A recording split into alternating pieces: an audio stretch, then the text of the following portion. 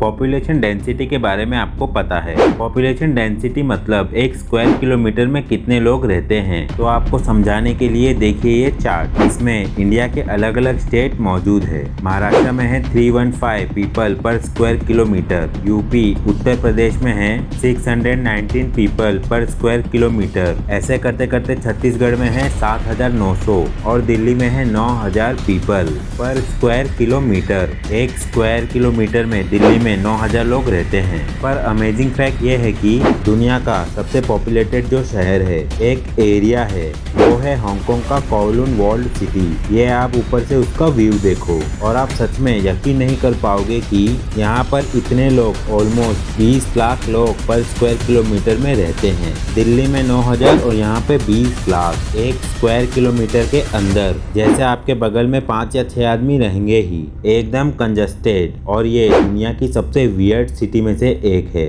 Fact number 15। दो तरह के इंसान होते हैं, इंट्रोवर्ट और एक्सट्रोवर्ट। इंट्रोवर्ट जो चुप चुप रहते हैं, किसी को कुछ बताते नहीं, मन में सब रखते हैं। इंट्रोवर्ट और जो हमेशा बोलते रहते हैं और सब कुछ बता देते हैं, अपने मन की बातें, वो है एक्सट्रोवर्ट। इंसानों को लगता है कि यही दो कैटेगरी है, इंट्रोवर्ट और एक्सट्रोवर्ट। पर असल में एक और कैटेगरी है, वो इन दोनों के बीच में आता है और उसे कहते हैं एम्बिवर्ट। और इस दुनिया में 19% लोग एम्बिवर्ट होते हैं। मैं भी और आप भी एम्बिवर्ट ही होंगे। और कोई भी इंसान ऐसा नहीं होता जो सब कुछ बताएगा। मोस्ट पीपल बीच में ही रहते हैं। और बात यह है कि एम्बिवर्ट कोई जानता ही नहीं, मतलब सभी इंट्रोवर्ट और एक्सट्रोवर्ट को जानते हैं, इन दोनों को ही जानते हैं। एम्बिवर्ट ये इतना पॉपुलर नहीं है और मैक्सिमम पीपल ना इंट्रोवर्ट होते हैं और ना एक्सट्रोवर्ट, वो नॉर्मल होते हैं, एम्बिवर्ट होते हैं। Fact number 14। जो भी कार कंपनी न्यू कार बनाती है तो उसका सेफ्टी टेस्ट करती है। उस कार का सेफ्टी टेस्ट होता है। मार्केट में लाने से पहले उस कार का सेफ्टी टेस्ट होता है। पता है आपको कंपनी क्या करती है ना, उस कार का एक्सीडेंट करवाकर उस कार के ऊपर और 4 कार चढ़वाकर उस कार का टेस्ट करती है कि वो कैसी है, कैसा परफॉर्मेंस दे रही है और कार में डैमेज क्या हो रहा है। इसे सेफ्टी रेटिंग्स कहते हैं। टेस्ट करने के बाद कि ये कार कितना सेफ है एक्सीडेंट के मामले में। तो एलन मस्क का जो कंपनी है टेस्ला, उसका एक कार है टेस्ला मॉडल एस और वो कार आज तक का सबसे सेफ कार है। उसे बेस्ट सेफ्टी रेटिंग मिला हुआ है पूरे हिस्ट्री में। इस कार के ऊपर आप और 4 कार चढ़ा दो ना, तब भी इसे कुछ नहीं होगा। ये इतनी मजबूत है सेफ्टी के मामले में। Fact number 13। जो अलार्म क्लॉक होता है ना, आपके पास घर में होगा या होता होगा। अलार्म क्लॉक आज के टाइम इसका जो सेल है वो 80% तक डाउन हो चुका है, क्योंकि आजकल जो अलार्म है वो मोबाइल में ही लगा लेते हैं। कोई अभी ये अलार्म खरीदता नहीं और माना जा रहा है कि आने वाले कुछ सालों में ये डिसअपीयर हो सकते हैं। और 60% यूजर स्मार्ट गैजेट्स का यूज करते हैं, अलार्म क्लॉक को छोड़ दिए हैं। Fact number 12। विग्नेला इटली, इस जगह में विंटर के समय 83 डेज के लिए पास में जो माउंटेन है उसके चलते वहाँ के घरों को सनलाइट बिल्कुल नहीं मिल पाता। दिन के समय उतना लाइट नहीं पहुँच पाता। तो देखो सनलाइट के लिए उन्होंने कुछ ऐसा सेटअप किया है कि बड़े बड़े मिरर की वजह से लाइट को आर्टिफिशियली शहर तक लाया जाता है। सन का लाइट इन बड़े मिरर पर पड़ता है और लाइट रिफ्लेक्ट होकर उस जगह को ग्लो कर देता है। ये दुनिया के सबसे अमेजिंग सेटअप में से एक है। यहाँ पर ऐसा कुछ करना पड़ता है क्योंकि यहाँ के पहाड़ इतने बड़े बड़े हैं कि सनलाइट पहुँचता ही नहीं। Fact number 11। 19th सेंचुरी में ईस्ट इंडिया कंपनी ने इंडिया को गुलाम बनाया था, जैसे कि आपको पता है। तो 21 सेंचुरी में इंडिया ने कहीं ना कहीं कह सकते हैं कि बदला ले लिया है, क्योंकि एक इंडियन बिजनेसमैन जिनका नाम है संजीव मेहता, उन्होंने ईस्ट इंडिया कंपनी को खरीद लिया है। Fact number 10। जॉन हैरिसन नाम का ये इंसान एक जॉब करता है जो है आइसक्रीम टेस्टर। जी हाँ, आइसक्रीम टेस्ट करने का नौकरी। वाह। और आप इसका नाम गूगल पर सर्च करोगे तो उधर आएगा आइसक्रीम टेस्टर। और इनका जो टेस्ट बर्ड है, जो जीभ है, उसे काफी वैल्यूएबल माना जाता है, क्योंकि यही टेस्ट करते हैं कि कौन सा आइसक्रीम मार्केट में लाना चाहिए और कौन सा नहीं। उससे वो करोड़ों रुपए तो कमाते ही है। इनका जो टेस्ट बर्ड है 7 करोड़ रुपए का, उसका इंश्योरेंस भी कराया गया है। टेस्ट बर्ड का भी इंश्योरेंस है, तो आप समझ सकते हो कितना वैल्यूएबल है। Fact number 9। आपके मोबाइल में जो कीवर्ड्स है वो क्वेरी होते हैं। ABCD ऐसे सिंपल क्यों नहीं होते? आपको जानकर हैरानी होगी कि सबसे पहला कीबोर्ड जो पुराने जमाने में थे जब निकाले गए थे तो वो ABCD ऐसे लाइन वाइज में ही थे, पर उनमें होता ये था कि ABCD सबको याद है और लोग जल्दी लर्न कर लेते हैं कि कीबोर्ड में ABCD कौन सा वर्ड कहाँ पर है, और कुछ दिनों के अंदर ही वो फुल स्पीड में टाइप करने लगते हैं। और पहले का कीबोर्ड ऐसा होता था जो जल्दी जल्दी टाइप करने पे जाम हो जाता था, उसके कीज टूट जाते थे। इसी कारण से उसे रैंडमली अरेंज कर दिया गया। लोग स्लो टाइप करे, पर अभी भी जिनको याद होता है वो फास्ट टाइप तो करते ही है, पर कीवर्ड्स लाइन से रख दे तो आप ज्यादा तेजी से फास्ट टाइप कर पाओगे, जो आपने पढ़ा भी है बचपन से। Fact number 8। बेल्जियम और नेदरलैंड इन दोनों कंट्रियों को वर्ल्ड मैप में देखो।